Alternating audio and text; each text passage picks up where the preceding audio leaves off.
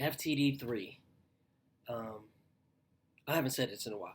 I'm just doing this for information purposes, not for subscribers, just so you guys can have an understanding of what's going through while we go through upgrade training. My upgrade is non-AQP, so let's jump right into it. So FTD 3, I have notes because I take notes because I kind of want to go back and this stuff. FTD 3, we was more about it was the same stuff like going over the flows, making decisions, but it wasn't as intense as FTD 1 and 2, but it's the FTD that gets you signed off to actually go into Sims. To me, it makes a lot of sense that they do it this way because it's if you can't fly the FTD, you probably can't fly the Sim. They just want to make sure that you have a good scan of all the instruments when you're shooting these approaches. It was a lot of hand flying stuff. We shot a non-precision, a back course non-precision localizer approach that I had to hand fly it, which obviously, if you're on the line, we don't ever do that. Um, I personally, if the altitude is down to minimums, ILS 200, I brief that I will not hand fly it. I will actually let the autopilot do the flying, and my job is when we hit DA, the decision altitude, go around max thrust flaps 9, and the autopilot will do all of that. Like I don't want to be playing that close to the ground, so I have that briefed. And so that was a little bit out of my comfort zone, but it all went well. It worked. It went well. I was actually really surprised how well I flew the FTD because it's really really sensitive. So anyway, I had these notes. We went and did an RNAV departure. We talked about the did I say that? We talked about the darts departure out of DFW. The climb requirements that you'll need. So there's climb tables for that departure, and yeah, I could talk about this in the notes. I'm reading. I have my own notes, and I also have. They give us packages of what to expect. So I'm assuming that this is all good to talk about. So yeah, we talked about the climb requirements because it has altitude restrictions that need to be met, and based on if we have any ice on or if it's off, might determine if we can actually, and the weight of the airplane will determine if we can actually make these altitudes. So it was winter operation, so we did catch that we couldn't make them. So we let ATC know when we got to the runway that you can have either the speeds, because there were speed restrictions on there as well. You can have the speeds or you can have the altitude. You choose. So anyways, so we went over climb requirements. We did steep turns, approach the stalls. We actually did stall it and stall recoveries. We did some holding. Let me see what else I got on these notes. Departure stall. We did low altitude stall. We came in for a landing at 1,000 feet. He had us turn the. It was on autopilot. Had us turn it to 90 degrees, a 90-degree heading, and then so he had us in a bank. And what else? He pulled the power back to idle. So the airplane stalled. I think I got it down to about 500 feet. So we went from 1,000. You have to lower the nose for you to recover. So lower the nose, max thrust, and just treat it like a go around, flaps 9, positive rate, gear up speed, and went through the whole normal thing. What was that? Altitude. The steep turns were really fun. I can't believe it was PTS. Like it was plus or minus 100. It went way better than I thought it was gonna go. And it was funny because he's just like our instructor was like, this is more so checking for your scan. It doesn't have to be PTS. We just want to make sure, you kind of can catch it. But the FTD is so sensitive, it's really hard to fly it in the first place. Change runways, how much fuel we have. We diverted. We did a Cat 1 ILS hand-flown approach. And we had cabin fire. Did we have that? No, I don't think we had cabin fire. That was what we were planning, but that didn't go into fruition. Going over some of the stuff that we did right. My partner went first, so we weren't paired up with another two upgrade guys. So it was just me and my partner now. We went from systems with the whole class to FTDs with four people in an FTD, and then now it's just me and my partner now. So for FTD 3, these were some of the notes that I got. He said we did a really good job with VVM, verbalizing, visualizing, shit, verbalizing, visualizing, and monitoring. So like 5,000 set, 5,000 set. FMS stuff we verified whenever ATC gave us a change. We verified it in our FMS, which is a GPS for some of y'all that don't know. I learned to not let anybody rush you, like, and that was the biggest thing that I took away from FTD 3, because we got into a hold because the airport was closed due to weather, and then backed up for an hour. We had to decide our decision fuel, so we decide our decision fuel and decide that we told ATC, like, center, we don't have the fuel to hold here for an hour. We've got about 30 minutes. If you can't let us in, we're going to have to divert. They said they don't know how long it's going to be, so we plan to divert. And I did brief most of the stuff, but I didn't. I had enough fuel since we decided we were diverting.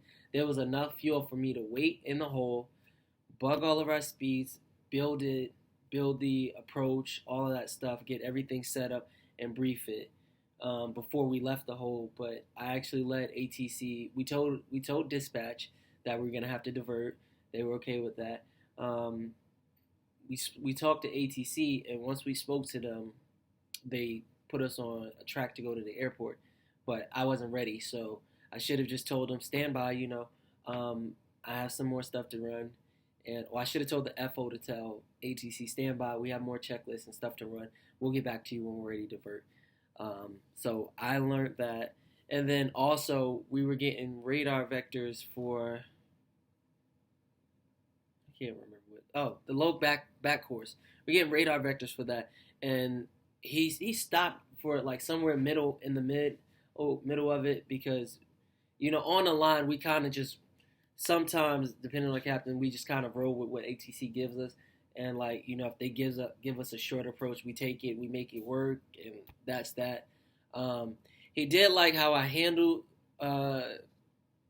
being rushed, because I still was stable and everything was company standards.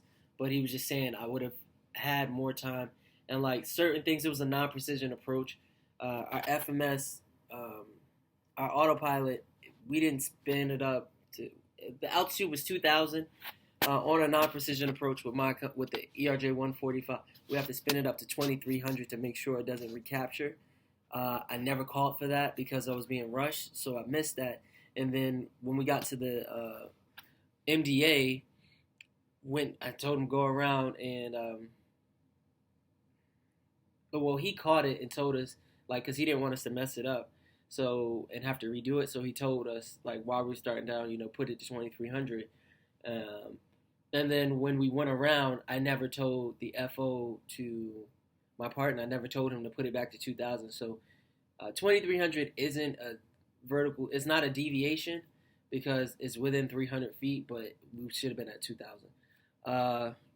So yeah, he literally, like, once we started leaving the hole, like in like 2 or 3 minutes, we were getting vectored to shoot this localizer back course, hand flown approach, which I've never done. I've never done a back course, I don't think, at all my pilot career. So yeah, but I did get configured when I saw that we were being rushed. I was like, you know what, like, I told the FO, I'm like, we're gonna get configured early because we're already headed to the final approach course. Gear down, flaps 22, flaps 45, landing check, and yeah. So we were configured before, but if I would have had more time to sit there and think, I would have, I might have been able to catch, like, all right, well, spin my altitude up to 2,300 because and I want you to give me vertical speed 800 down because I'm hand flying this, and I got the the flight director that I'm looking at, and this video's going long. Okay, I'm gonna stop talking too much. All right, I finished that last point, but yeah, got the flight director. I don't want if you don't have it vertical speed 800 feet down, you are gonna be trying to descend with the vertical speed. The flight director is gonna be up here, and you're gonna be below the flight director, and it's kind of confusing like that. So anyway, that was.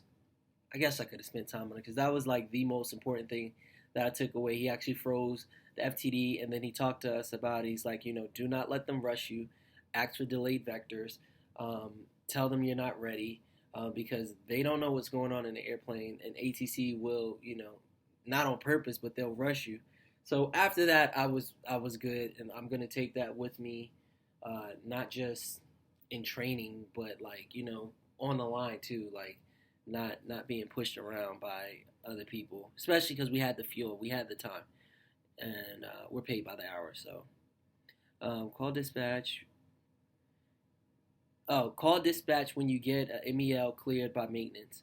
So if they're working on something and something breaks and we have to MEL it, make sure you call dispatch to get it put on the paperwork. We did. I don't think that was just something we talked about.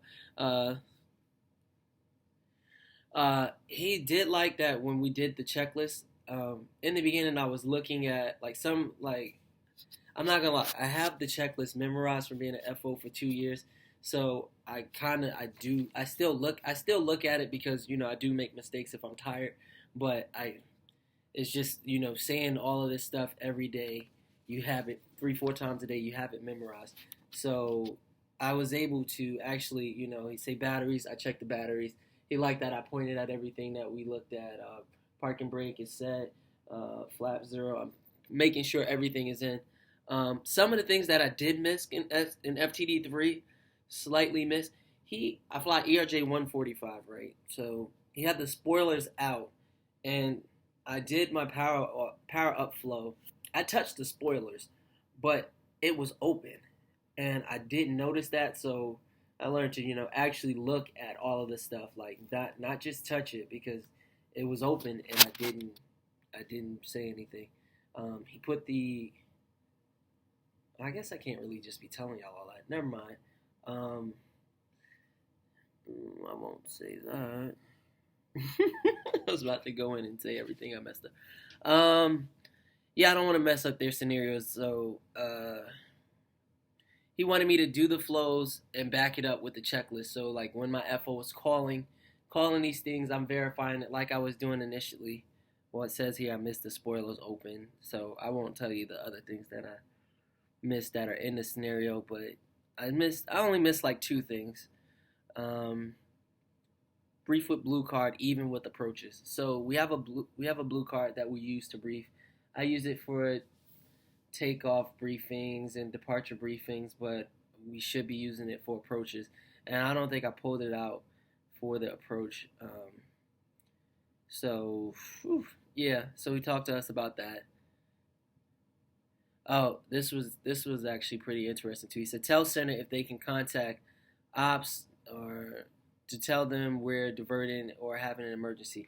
So I can tell air traffic control that I'm having an emergency and skip the fact that I need to call dispatch. Tell them to do it. They have the phone numbers, so they'll actually contact your company instead of you while you're having an emergency, worrying about talking to dispatch. You need to worry about aviate, navigate, communicate. That's 14 minutes. Wow. That's all I got for you. FTD3, we passed. And we're going on to Sims, so we'll see how that goes. And that's all I got for y'all. See ya! Oops, I missed.